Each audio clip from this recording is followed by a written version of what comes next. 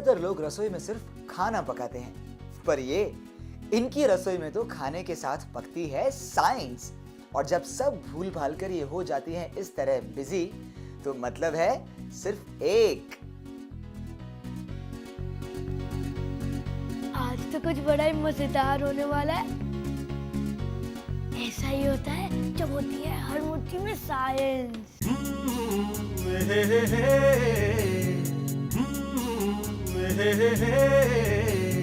क्यों कैसे होता है, क्यों क्यों कैसे, क्यों कैसे होता है, क्यों क्यों कैसे, हर सवाल का जवाब है साइंस।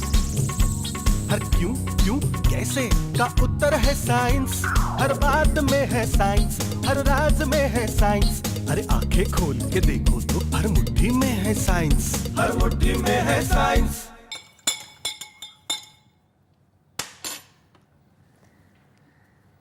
ये अगर थोड़ा और कॉन्सेंट्रेटेड हो जाए तो, थोड़ा और थिक अगर हो जाता है तो। ज्यादा कॉन्सेंट्रेटेड और थिक? मम्मी ये क्या है? सुसु। सुसु? ओए, मुन्नायू, यहाँ आओ। मान लो कि ये सुसु है, नंबर 1 यूरिन। मतलब ये असली की नहीं है? मैंने मसाले डालकर ये यूरिन जैसा तैयार किया है। और तुम बहुत दुष्ट हो, पहले सवाल पूछते हो और जब जवाब ढूंढने की कोशिश करती हो तो मुंह बनाते हो। तुमने ही तो पूछा था। आपको याद है ना पिछली बार क्या हुआ था? मेरे पापा यानी कि इनके नाना जी की किडनी में स्टोन है और जनाब को लगता है कि हो ना हो मेरे बेचारे पापा पत्थर खाते हैं। मैं यही समझाने की कोशिश कर रही हूँ कि हम पत्थर नहीं खाते, फिर भी हमारी किडनी में स्टोन कहाँ से आ जाता है। ये है किडनी का मॉडल, आप भी जरा इसे देखेंगे। में है साइंस। सब मिलकर किडनीज को देखते हैं, मॉडल नहीं। शरीर के अंदर अपनी 2 किडनीज, गुर्दों को जो रक्त को छानकर साफ करती हैं।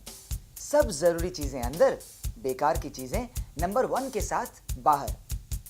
एक मास्टर केमिस्ट हमारे जिंदा रहने के लिए जरूरी। किडनी की बनावट बहुत विशेष, जरा पास से देखें। अंदर हैं करीब 10 लाख नेफ्रॉन्स, बड़े सिर और लंबे शरीर वाले कीड़े जैसे नेफ्रॉन्स। अगर इन सब घुमावदार नलियों को एक लाइन में सीधा कर दें तो वो हो जाएंगी कोई 105 किलोमीटर लंबी। इन्हीं नलियों में से बहता है रक्त। हर घंटे हमारा पूरा खून किडनीज के 2 चक्कर मार लेता है। लाल कोशिकाएं और रक्त के प्रोटीन्स तो बह निकलते हैं, लेकिन इसकी छन्नी जैसी दीवारों से बेकार के सॉल्ट्स, यूरिक एसिड और दूसरे विषाक्त पदार्थ बाहर निकलकर रक्त से अलग हो जाते हैं और लगातार बनती पेशाब में जाकर मिल जाते हैं। ये एक बहुत ही फाइनली ट्यून प्रक्रिया है। Vitamin, amino acid, glucose, hormones, शरीर के लिए सभी आवश्यक चीजें वापस रक्त में। लेकिन इनमें से कोई भी चीज जरूरत से ज्यादा बढ़ जाए तो किडनीज उन्हें बाहर निकालकर यूरिन में फेंक देती हैं। अब बात किडनी स्टोन की, पथरी की। वो कहां से आ जाती हैं? हम ये तो जान ही गए हैं कि पेशाब में हैं सॉल्ट्स, कैल्शियम सॉल्ट्स और यूरिक एसिड जैसे क्रिस्टल्स। अब किसी कारण यूरिन बहुत गाढ़ी हो जाए तो ये सॉल्ट्स क्रिस्टलाइज होकर गुर्दे में उसकी दीवारों पर जमने लगते हैं, पथरी बन जाती है। समझ गए? पत्थर ना खाकर भी हमारे शरीर में पत्थर कैसे पहुंच जाते हैं। इसीलिए बहुत जरूरी है सही मात्रा में पानी पीना, खूब सारा पानी पीना। हर मुट्ठी में है साइंस।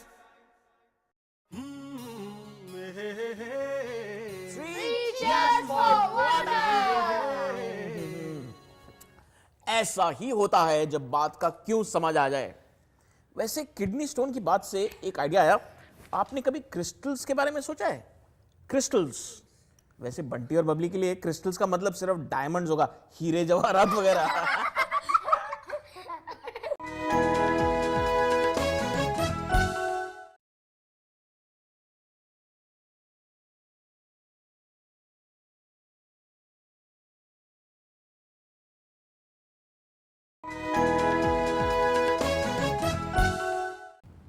Wait and watch. अब देखो। अरे मम्मी ये सॉल्ट तो बिल्कुल आइस क्यूब्स की तरह लग रहे हैं। पर आप अभी क्रिस्टल्स ढूंढो, क्रिस्टल्स, वरना वो लोग हम पर हंसेंगे।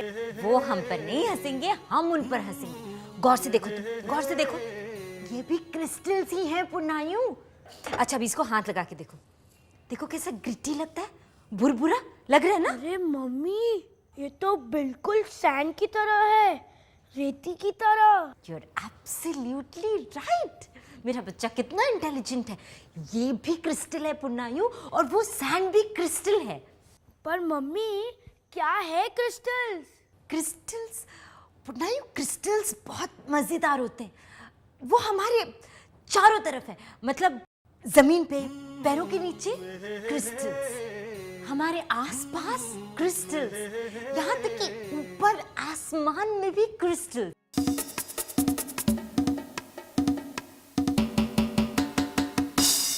क्रिस्टल्स, हीरे, पन्ने, माणिक, मोती तो हैं ही, नमक और चीनी भी क्रिस्टल्स, पत्थर, चट्टानें, रेत, बर्फ और हमारी हड्डियां तक क्रिस्टल्स।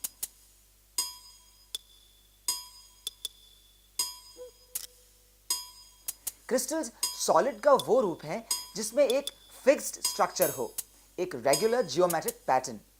नमक का एक दाना बना है करोड़ों क्रिस्टल से, और उन सभी क्रिस्टल्स में हर एक का आकार बिल्कुल यही। क्रिस्टल वही है जिसमें एटम्स या मॉलिक्यूल्स एक फिक्स्ड और रेगुलर पैटर्न में आपस में जुड़े हैं। थोड़ी जांच पड़ताल करें तो देखेंगे कि एक ही चीज के क्रिस्टल्स का साइज छोटा बड़ा हो सकता है, लेकिन उसकी बनावट हमेशा एक जैसी होती है। साइड्स के एंगल्स वही रहते हैं, सिमेट्री भी वही। रेडी? अब गैस में पानी। अब इसमें चीनी डालो। ठीक है,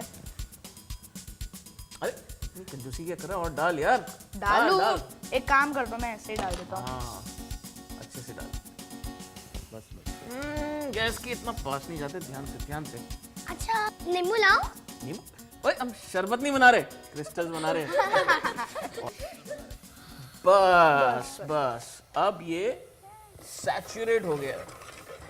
सैचुरेट मतलब इसमें और चीनी नहीं घुलेगी, राइट? राइट। अब मैं गैस को कर देता हूँ बंद। ठीक है। इसको ठंडा होने के लिए रख देते हैं।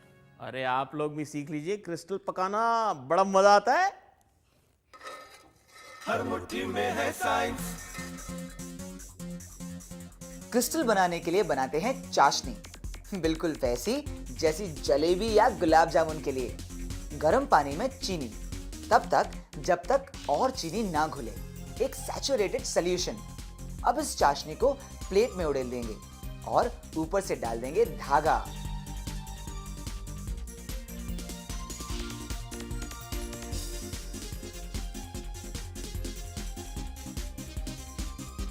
इसे कुछ दिन तक बिना हिलाए रख दें। ये धीरे धीरे ठंडा होगा और कुछ दिन बाद क्रिस्टल तैयार। क्रिस्टल्स तभी तो बनते हैं जब कोई लिक्विड धीरे धीरे ठंडा होकर सॉलिड बने। क्रिस्टल्स के बनाए जाने का बढ़िया उदाहरण है सॉल्ट पैन्स, नमक के खदान। यहाँ समुद्र के खारे पानी को सुखाती है सूरज की गर्मी, पीछे छूट जाता है दानेदार नमक। क्रिस्टल्स 6 सतह वाले पासे जैसे क्रिस्टल्स। इधर बंटी और बबली कर रहे हैं कुछ नया। ये गया नमक मिक्सी के अंदर। रेडी? ढक्कन बंद तो मिक्सी भी रेडी।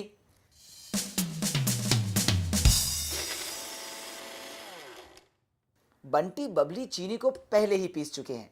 अब देखते हैं दोनों में फर्क। ये वाला ज्यादा सॉफ्ट है। कितना भी पीसो, ये वाला मतलब नमक भुरभुरा ही रहेगा। कारण क्रिस्टल का आकार, हर तरफ 90 डिग्रीज के कोण। कितने भी छोटे हो जाएं, हाथ को पैने ही लगेंगे। चीनी पीसने पर उसका पाउडर सॉफ्ट हो जाता है, नरम। यहाँ भी कारण उसके क्रिस्टल का आकार, वो थोड़ा लंबा है और उसके कोण कम पैने। हीरा क्रिस्टल तो है इस पृथ्वी का सबसे कठोर पदार्थ भी, ये तो आप जानते ही होंगे। हर मुट्ठी में है साइंस। और ये हमारा क्रिस्टल। वाओ, कितना सुंदर है है ना सुंदर? मम्मी। आपने कितने सारे क्रिस्टल्स की बात की, पर आप अपने फेवरेट क्रिस्टल को तो भूल ही गए। मेरा फेवरेट क्रिस्टल वो कौन सा है? जब मैं इसे तोड़ता हूँ तो आप मुझे डांटती हो, ये वाला। अच्छा याद दिलाया, ये तो मेरा फेवरेट क्रिस्टल है, मैं इसे कैसे भूल गई? हर मुट्ठी में है साइंस। भूल गई, लेकिन मुझे पता चल गया है जो बात मैं बताने वाला हूं ना उसके बारे में तुमको कुछ मालूम नहीं। हाँ? कौन सी बात अंकल? यही कि वो क्रिस्टल है लेकिन क्रिस्टल नहीं। मतलब नाम क्रिस्टल है लेकिन फॉर्म क्रिस्टलीन नहीं। अंकल आप कैसी बात कर रहे हैं? वो चीज किसकी बनी है? कांच की ना, तो फिर हो गई ना क्रिस्टल। रेत का क्रिस्टल, क्रिस्टल का कांच, कांच का ग्लास, ग्लास का बल्ब, लेकिन बल्ब में क्रिस्टल नहीं, बिल्कुल नहीं। अंकल, आपकी जो ये बात है ना, वो मेरे सर से सीधा तो फिर प्यूं करके लैंड करवा देते हैं प्लेन को। इस प्लेन को ले चलते हैं सीधा ग्लास फैक्ट्री में, जहां ये बात समझ आ जाएगी। हर मुट्ठी में है साइंस। कांच क्रिस्टल नहीं है। टेक्निकल भाषा में कांच अमॉर्फस है, वो जो क्रिस्टल नहीं, एक ठोस जो बिहेव करता है लिक्विड जैसे।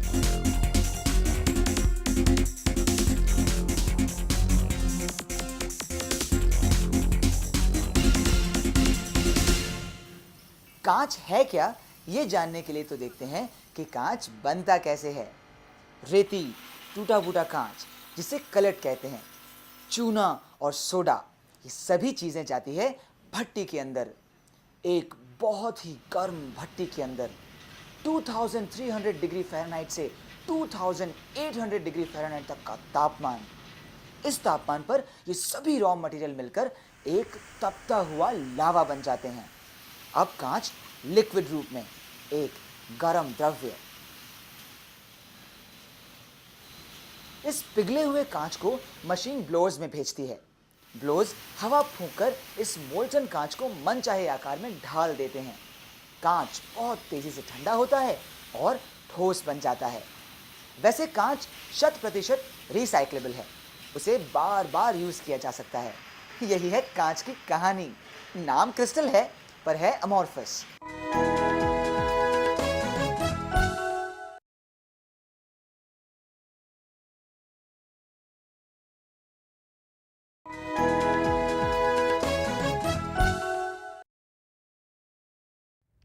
आसमान में क्रिस्टल्स? पर आसमान में तो तारे होते हैं। आसमान में तो सूरज और प्लैनेट भी होते हैं। हाँ, आसमान में चांद भी होता है। और बादल भी। पर क्रिस्टल्स कहाँ होते हैं? अरे अभी तो बोला। मैंने नहीं मैंने नहीं नहीं। इसका मतलब मैंने। हाँ।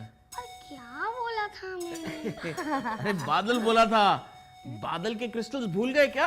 आइए बात करते हैं बादलों की और कड़कती बिजलियों की। मेरी दादी कहती है जब भगवान जी गुस्सा होते हैं तब जोर से बिजली कड़कती है। फिर तो भगवान जी हर समय गुस्सा होंगे, क्योंकि मुझे पता है कि बिजली हर वक्त कौंधती है। हाँ, 1 सेकंड में 100 बार हाँ, कुछ भी ना? धुडुम। हाँ, मैंने पढ़ा है उसके बारे अरे में। सही कह रहा है। हमारी पृथ्वी में 1 सेकंड में 100 बार बिजली कहीं ना कहीं कड़कती रहती है। अब आपकी दादी क्या कहती हैं वो तो मुझे मालूम नहीं, लेकिन इसका साइंटिफिक रीजन बता सकता हूं। देखिए श्रीता का नया हेयर स्टाइल, कड़कती बिजली और क्रिस्टल्स की साइंस। हर मुट्ठी में है साइंस। बालों के इलेक्ट्रॉन्स गुब्बारे में बनता है चार्ज, स्थिर विद्युत। यही चार्ज बना देता है नया हेयर स्टाइल। अब इस हेयर स्टाइल का बादलों से और बादलों का क्रिस्टल से रिश्ता। चकराइए नहीं, बादलों में भी तो क्रिस्टल्स हैं ना। आंधी तूफान के समय ये करोड़ों पानी की बूंदें और बर्फ आपस में टकराते हैं, रगड़ते हैं। बादल में बनते हैं इलेक्ट्रिकल चार्जेस, पॉजिटिव चार्जेस ऊपर, नेगेटिव नीचे। जब ये चार्ज बहुत बढ़ जाते हैं तो बिजली चमकती है। चार्ज्ड बादल वातावरण की हवा को भी चार्ज कर देते हैं। कहीं पॉजिटिव तो कहीं नेगेटिव चार्ज जमा होने लगते हैं। यही प्रभाव पृथ्वी पर भी होता है। तभी तो बिजली बादलों से कूदती हुई जमीन की तरफ बढ़ती है और पृथ्वी के चार्ज उसे न्यूट्रलाइज करने के लिए आसमान की तरफ। मुट्ठी में है ये साइंस। नीडल हमने डाली। हाँ, दिस मीन्स कि this is a straight line. Okay, अब वो ब्लैक पेपर पकड़ो वहां पर।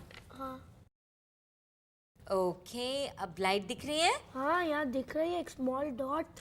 दिख रहा है ना? हाँ। अच्छा, अब मैं हाथ थोड़ा टेढ़ा करती हूँ। हाँ, अभी दिख तो रही ये है? नहीं दिख रही। There it is. तैयार हो गया तुम्हारे स्कूल का प्रोजेक्ट। हमने क्या प्रूव किया? कि light travels in straight line. Correct, light travels in straight line.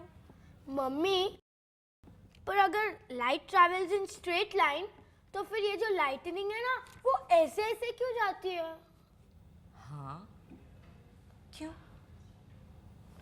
क्यों? हर मुट्ठी में है साइंस। वाह, क्या क्वेश्चन है। बिजली हमेशा जिगजैग क्यों होती है? वो बिल्कुल मेरी तरह सबसे मिलजुल के हाय हेलो ऐसे जाती है ना? इसकी भी साइंस है। बिजली स्ट्रेट लाइन में क्यों नहीं कौनती? हर मुट्ठी में है साइंस। एक बार फिर देखिए कि बिजली क्यों और कैसे चमकती है। ये बना बादल में इलेक्ट्रिकल चार्ज। अब ये चार्ज वातावरण को भी आयोनाइज कर देता है, उसमें भी पॉजिटिव और नेगेटिव चार्जेस। यही हाल जमीन पर भी। इन्हीं पॉजिटिव और नेगेटिव चार्जेस को जोड़ती हुई बिजली चलती है एक पॉइंट से दूसरे पॉइंट तक एक सीधी लाइन में। और जब ये बहुत सारी छोटी छोटी सीधी लाइंस मिलती हैं तो बन जाती है जिग-जैग लाइटनिंग, एक पेड़ की टहनियों की तरह। हर मुट्ठी में है साइंस। अरे अब मम्मी का बंटी इतनी पढ़ाई करेगा तो मम्मी तो बोर हो जाएगी ना। मम्मी का जादू देखना है। जादू? हाँ। कैसा? Okay, are you ready? Yes. Okay, इसे तो आप जानते ही हैं, ये है सेलो टेप। हम इसे बुलाएंगे मिस्टर चिपकू।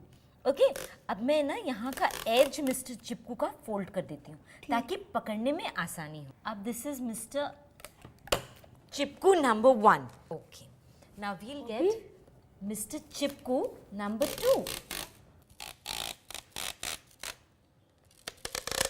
Mister Chipku number 2। ओके, अब ये सेलो टेप से तो हम कितनी सारी चीजें चिपकाते हैं ना। हाँ, तो अब मैं इसे पास लाऊंगी तो क्या होगा? पास लाएगी? हाँ, मम्मी, अगर आप इसे पास लाएंगी तो ये चिपक जाएगा। सिंपल। चिपक जाएगा। Okay, let's see how simple. हाँ, और ये है जादू। अरे, ये क्या हो रहा है? ये तो एक दूसरे से दूर जा रहे हैं। एग्जैक्टली। पर ऐसा क्यों हो रहा है? ये मैं नहीं बताऊंगी क्योंकि यही तो है इस बार का सवाल। Episode 5 contest 5। Episode 5 contest 5। हमारा प्रश्न आपको बताना है कि टेप के ये टुकड़े इस तरह एक दूसरे से दूर क्यों हट रहे हैं। Why are the tape pieces moving apart? Contest के नियम। अपने जवाब अंग्रेजी या हिंदी में डाक या ईमेल से भेजें। हर प्रविष्टि पर यह जानकारी जरूर हो, एपिसोड और कॉन्टेस्ट का नंबर, साथ में आपका नाम, पता, उम्र और व्यवसाय। 15 दिन के अंदर मिली प्रविष्टियों से होगा लकी ड्रॉ और विजेताओं का चयन। पहले 10 विजेताओं को मिलेंगे गिफ्ट हैम्पर, विज्ञान प्रसार प्रकाशित 2 एक्टिविटी बुक्स। ऐसा ही होता है कि 9 एपिसोड्स का VCD सेट, एस्ट्रोनॉमी किट और ड्रीम 2047 का 1 साल का मुफ्त सब्सक्रिप्शन। अगले 25 विजेताओं को 1 साल का ड्रीम 2047 का सब्सक्रिप्शन। हमारा पता नोट करें, ऐसा ही होता है 3183 डेकू ISRO, SAC campus, Ambawadi Vistar post office, Ahmedabad 380015। आप अपने जवाब हमें ईमेल भी कर सकते हैं। हमारा ईमेल एड्रेस है ah3@sac.isro.gov.in। आज का क्वेश्चन तो हो गया। अब उस सवाल का जवाब देते हैं जो हमने आपसे पूछा था। क्यों फिसला? Episode 1 contest 1। देखिए रिजल्ट। हमने पूछा था कि ये हाथों से क्यों फिसला है। सही जवाब है इसकी बनावट। ये हाथों से लुढ़क जाता है क्योंकि लुढ़कने का घर्षण स्लाइडिंग फ्रिक्शन से कम होता है। और इस बार के विजेता हैं रत्नाकर दुबे मुंबई, उस्मान मोहम्मद गुंटूर, रामशरण साहू जगदलपुर, योगेंद्र मिराजे कोल्हापुर, राकेश दशोतार जयपुर, आशुतोष भारती मुंगेर, अनिरुद्ध यादव जयपुर, तेजस कचरोला मोरबी, रसिका किनेकर पोंडा, महिपाल सिंह शेखावत पाली, आप सबको अपने इनाम जल्दी मिल जाएंगे।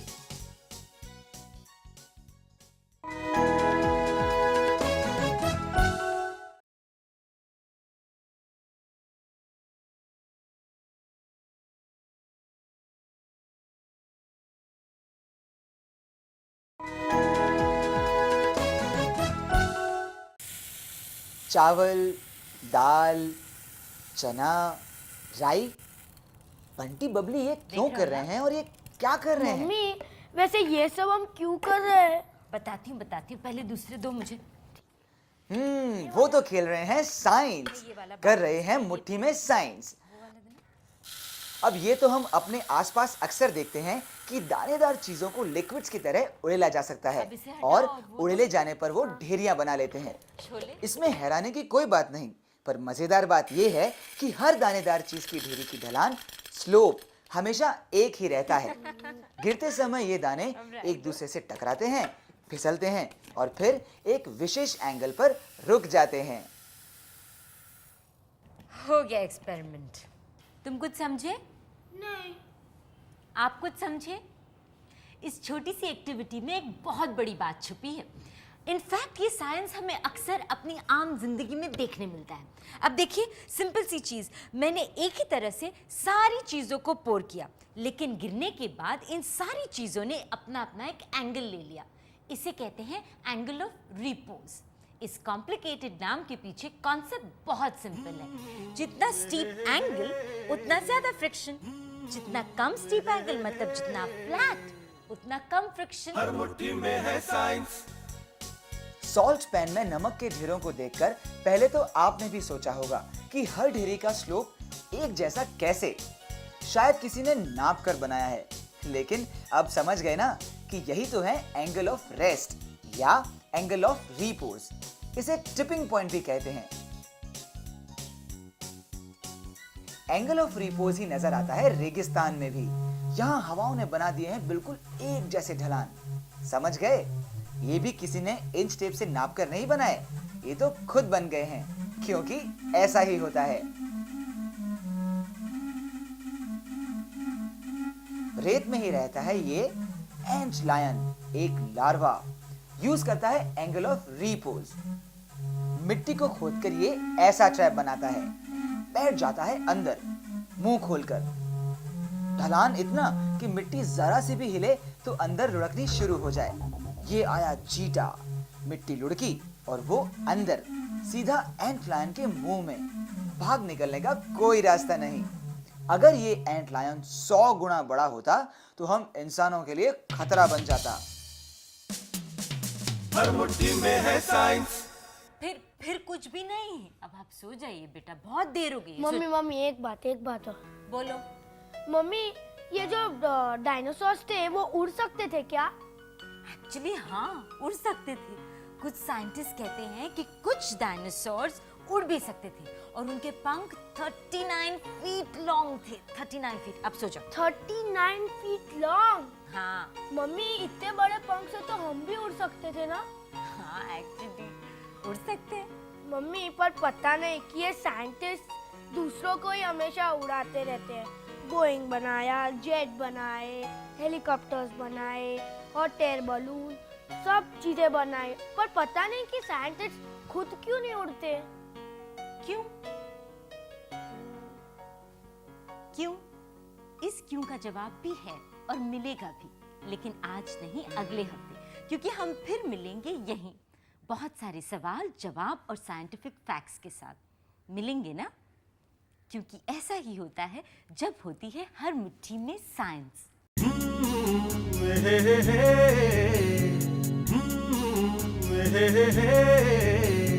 क्यों कैसे होता है, क्यों क्यों कैसे, क्यों कैसे होता है, क्यों क्यों कैसे, हर सवाल का जवाब है साइंस। हर क्यों क्यों कैसे का उत्तर है साइंस। हर बात में है साइंस, हर राज में है साइंस। हर मुट्ठी में है साइंस, हर मुट्ठी में है साइंस।